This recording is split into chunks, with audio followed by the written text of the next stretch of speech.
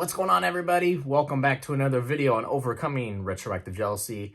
My name is Matt, and in this video, I just want to share with you what life is like after retroactive jealousy. Simple as that. What happens after you overcome this thing? What's your life like? What are the differences in your life? This will just kind of be a quick little kind of response type video. This week, we'll probably have a couple of these kind of quick videos simply because I'm really excited. I'm putting the finishing touches on a brand new course, Retroactive Jealousy course, focusing on OCD that I'll be releasing hopefully right at the end of this week to everybody. So getting the last videos in there, getting the last activities wrapped up, put into place so I can release that to you. I'm really, really excited to do that. I think it'll be super, super beneficial. But until then, I didn't want to leave you guys hanging through this week, so post a couple kind of quick response videos for you and help you get you through the week this week. So before we get started, of course, if you could also smash that like button to help with YouTube's algorithm and subscribe to the channel if you have not done so already, I would greatly appreciate it. So life after retroactive jealousy, night and day compared to where I was prior to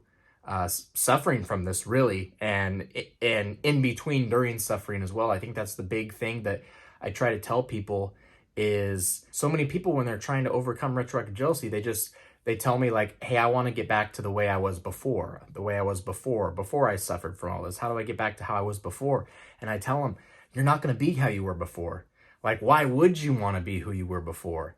And, I kind of go through them. I'm like, were you a type of person that worried all the time, that stressed about that things all the time, that wanted to be in control all the time, that maybe had a lot of fears of things, that, afraid of moving forward in life, afraid of taking risks in your life and your relationship?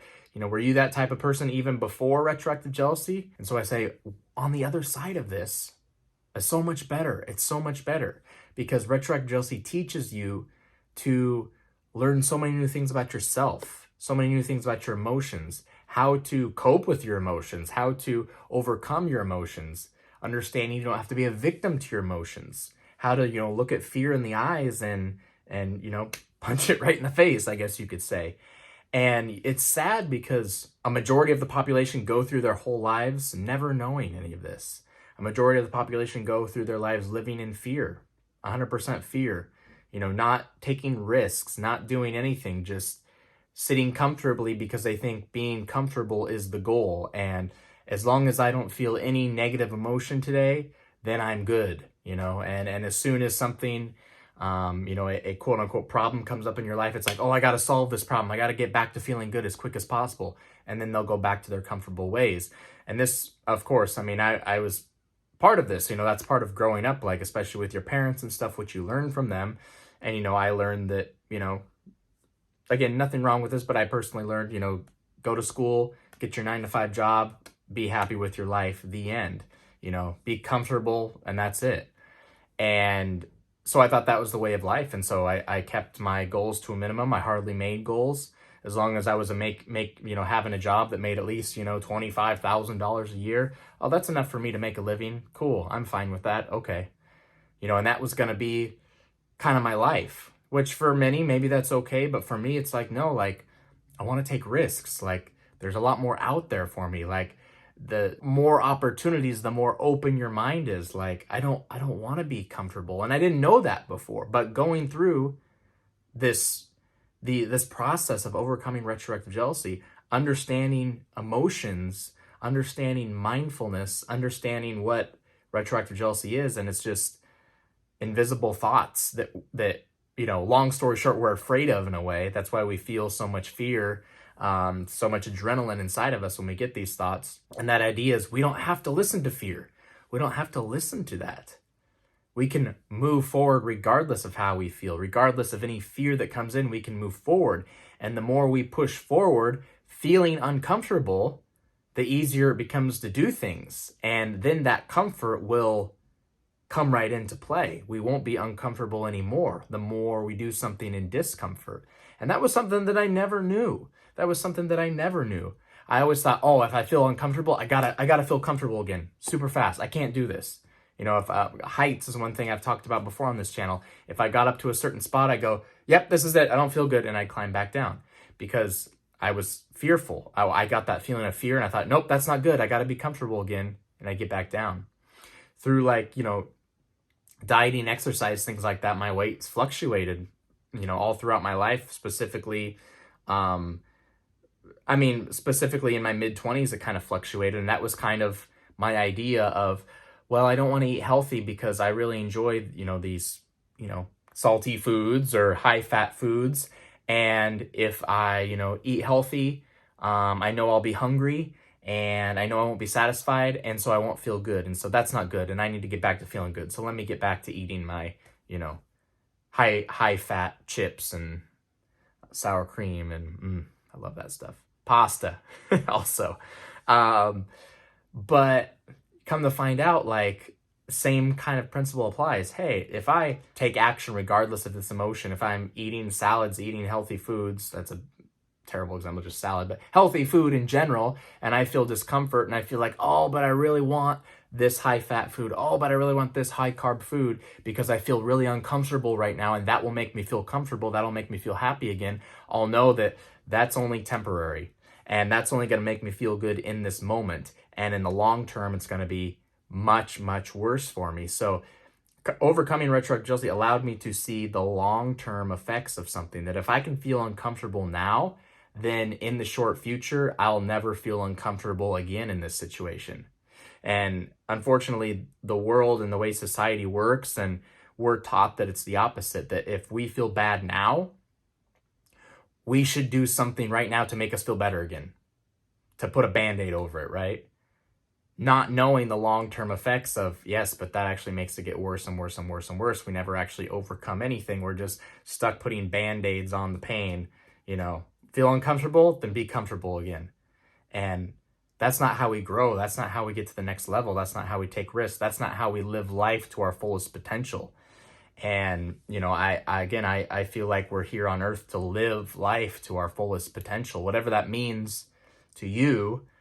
You know, but to me, it's just to not let fear hold you back, and to take risks, and to fail hardcore. And even after you fail, stand up and be like, oh, I'm still alive. Oh, no, I can still do this. I can try again. And then, you know, keep trying. It's like the baby walking for a first time. I think you've probably heard that example before. Like a baby doesn't get up, stand up, and then fall down when it's trying to walk for the first time. And once it falls down, say, that's it. I'm not walking again for the rest of my life. I'm done. Get the stroller, because that's it. No, the baby gets up and tries again, falls, gets up, tries again, falls, gets up, tries again, fall. And pretty soon they get up and go without falling, unless you're like me and trip over stuff all the time. But that being said, it's okay to fail. You got to take risks. You got to push yourself out of the comfort zone.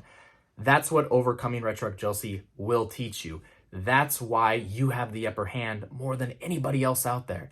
That's why retroactive jealousy is a blessing in disguise, and you'll thank yourself for going through it, because you're going to learn so much about yourself, about your life, about your thoughts, what you're able to do, what you're able to push through, what you're able to overcome. And this time of struggle, of suffering, you can always look back on it and say, you know, if you're in a tough situation, you know what, this situation sucks, but I got over retroactive jealousy. I was months and months and months, years, whatever, in the worst pain I think I ever experienced. I was, you know, thinking about suicide. I was all this stuff, and I overcame it. So I know I can overcome this. I know I can do that. And it's those thoughts that will stick with you all throughout your life, by just overcoming retroactive jealousy, by being uncomfortable right now in this moment with these thoughts, and pushing forward anyway, living your life anyway, being uncomfortable, being uneasy, hearing that voice inside your head saying, I don't even think you're doing this right. That Matt Stevenson guy on YouTube, he's probably full of it. No, that's not how you do this. No, you got to do it this way. Being uncomfortable, hearing those words, but still pushing forward, regardless of what that your mind says, and putting in the steps and doing it. And that's what it comes down to. And I'm telling you, this is more than just, I want these thoughts to go away so I can enjoy my relationship again. This is life-changing stuff. This is life-changing stuff. And by going through this, you're doing what, 99% of the population has never got a chance to do. And that's to really learn about yourself, to really be able to push through pain and discomfort, learning to live a little bit with pain and discomfort, learn to appreciate it, learn to know it's a good thing because it's expanding you outside your comfort zone, because it's making you a better person, because it's making you stronger to this pain, to this fear when you act regardless. And that's going to show up. That's going to make its way and power you through every other aspect of your life, far beyond retroactive jealousy. And again, I've told the story before. I've always been a shy kid growing up, never really wanted to talk to people, always, the person that sat in the back of the room, never wanted the attention on me. And here I am after overcoming this, doing YouTube, being in front of the camera all the time, doing one-on-one coaching with people in front of the camera, talking to them, being comfortable, sometimes feeling uncomfortable, and knowing that that's part of life and I feel good and it's awesome. And I wouldn't change that for anything. So if I'm able to do it, you're able to do it.